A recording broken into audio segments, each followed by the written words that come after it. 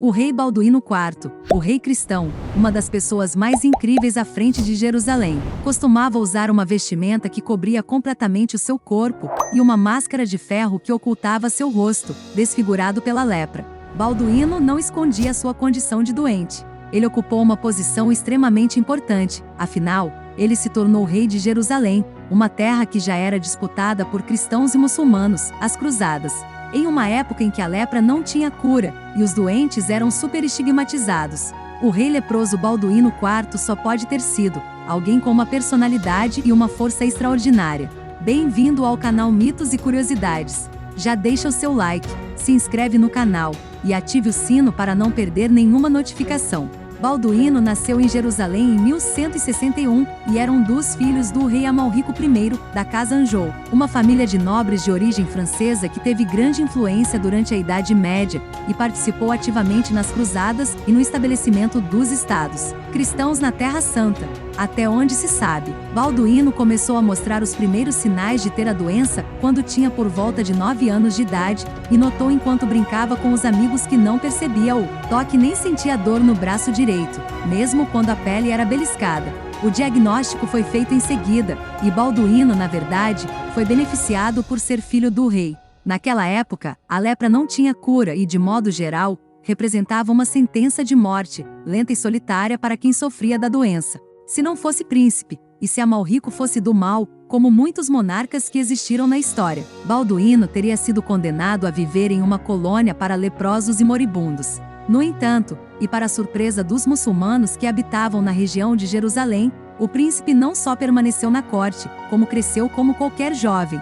Balduíno foi bem educado e, desde cedo, demonstrou ser muito inteligente e também foi treinado nas artes da guerra. Aliás, mesmo doente de lepra, dizem que ele era um excelente cavaleiro. Então, em 1174, quando Balduíno tinha apenas 13 anos de idade, seu pai, Amalrico, morreu e ele foi coroado. O primeiro reino de Jerusalém foi estabelecido em 1099, após o fim da Primeira Cruzada, e Balduíno subiu ao trono apenas 75 anos depois de os franceses terem conquistado o controle da Terra Santa. Assim que foi coroado, Balduíno viu seu reino ameaçado por Saladino, um poderoso sultão cuja influência se estendia do Egito à Síria.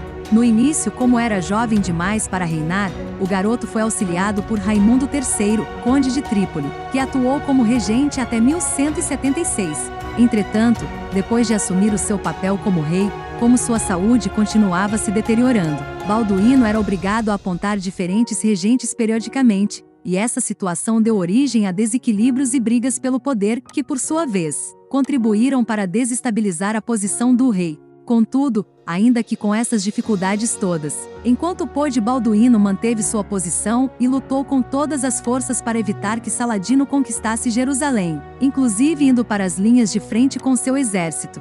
Um de seus feitos mais impressionantes aconteceu no final de 1177, quando o sultão Saladino iniciou uma marcha do Egito a Ascalão, um dos condados que faziam parte do reino de Jerusalém, com o propósito de atacar a localidade.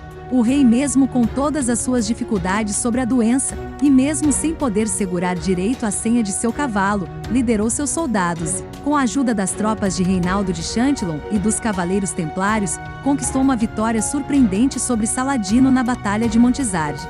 Como rei de Jerusalém, Balduíno IV, cedendo às instâncias do conde de Flandres, emprestou-lhe grande parte de suas tropas para que este tentasse uma expedição contra Hamas.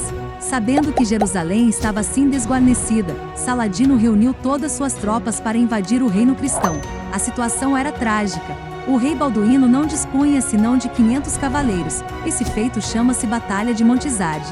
Saladino marcha rumo a Jerusalém, pensando que Balduíno IV não ousaria segui-lo com tão poucos homens.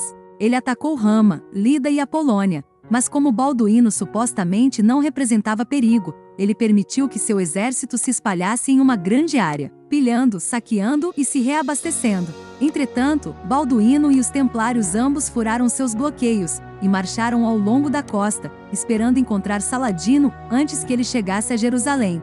Diante do exército desorganizado de Saladino, o rei Balduíno ordenou que a relíquia da verdadeira cruz fosse erguida na frente das tropas. O rei, cujo corpo adolescente já estava devastado pela lepra agressiva, foi ajudado a descer de seu cavalo e caiu de joelhos diante da cruz. Ele orou a Deus por vitória e levantou-se para aplausos de seus homens, que foram tocados pelo que tinham acabado de testemunhar. O exército de Jerusalém atacou os muçulmanos organizados às pressas, causando pesadas baixas. O rei, lutando com as mãos enfaixadas para cobrir suas feridas, estava no meio da luta.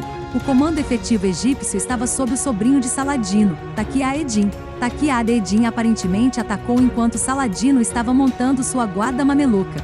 O filho de Taqi Amad morreu nos primeiros combates. Os homens de Saladino foram rapidamente esmagados.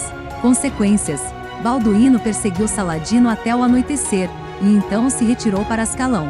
Inundado por dias de chuvas fortes e sofrendo a perda de quase 90% de seu exército, inclusive de sua guarda pessoal de mamelucos, Saladino fugiu de volta ao Egito, atacado por beduínos no caminho. Apenas 1/10 de seu exército conseguiu voltar ao Egito com ele. No entanto, foi uma vitória difícil. Roger de Moulins, grão-mestre dos Cavaleiros Hospitalários, relatou que 1.100 homens foram mortos e 750 voltaram para casa feridos. Enquanto isso, Raimundo III de Trípoli e Boemundo III de Antioquia se juntaram a Filipe da Alsácia em uma expedição separada contra Arim na Síria. O cerco de Arim durou até 1178, e a derrota de Saladino em Montizarde o impediu de aliviar seus vassalos sírios. A vitória em Montizarde rendeu uma trégua de 2 anos entre Balduíno e Saladino em 1180, mas, assim que o período estabelecido terminou, o sultão voltou ao ataque. Devido a seus problemas de saúde, Balduíno acabou não deixando herdeiros, com a deterioração de seu estado e a ameaça dos muçulmanos se intensificando. Começaram as tensões para definir quem seria seu sucessor. Então, em junho de 1183, Saladino capturou Alepo, completando o cerco a Jerusalém. Balduíno ainda chegou a liderar mais uma batalha, carregado em uma maca, mas no fim, o rei reconheceu que já não havia mais sentido em continuar lutando. Assim, em uma tentativa de manter alguém da família no trono, Balduíno abdicou e coroou seu sobrinho, Balduíno V, filho de sua irmã Sibila Congai de Lusignan, em novembro de 1183, nomeando Raimundo de Trípoli e Jocelino III de Edessa como guardiões do menino. Balduíno IV, o rei leproso, morreu em 1185, com apenas 24 anos de idade, e Saladino teria guardado luto em respeito ao rapaz. Balduíno V morreu menos de um ano depois, e Sibila e Gaia assumiram o trono. Mas, após uma série de campanhas mal-sucedidas contra as tropas de Saladino, a maior parte do reino de Jerusalém acabou caindo nas mãos do sultão em 1187. Apesar dos pesares, em vez de Balduíno IV ser condenado ao ostracismo, ser desprezado por seu povo e se render por causa de sua terrível doença, ele liderou exércitos e venceu batalhas contra inimigos mais numerosos e incrivelmente poderosos, demonstrando uma bravura e uma força de vontade que acabaram por conquistar o respeito de todos. Seu reinado foi breve, mas sua personalidade e bravura garantiram que seu nome ficasse marcado para sempre na história. O que você achou da história do rei Balduíno IV? Me diga nos comentários. E se você não se inscreveu ainda, aproveite agora, se inscreve no canal e deixa o seu like. Te vejo no próximo vídeo.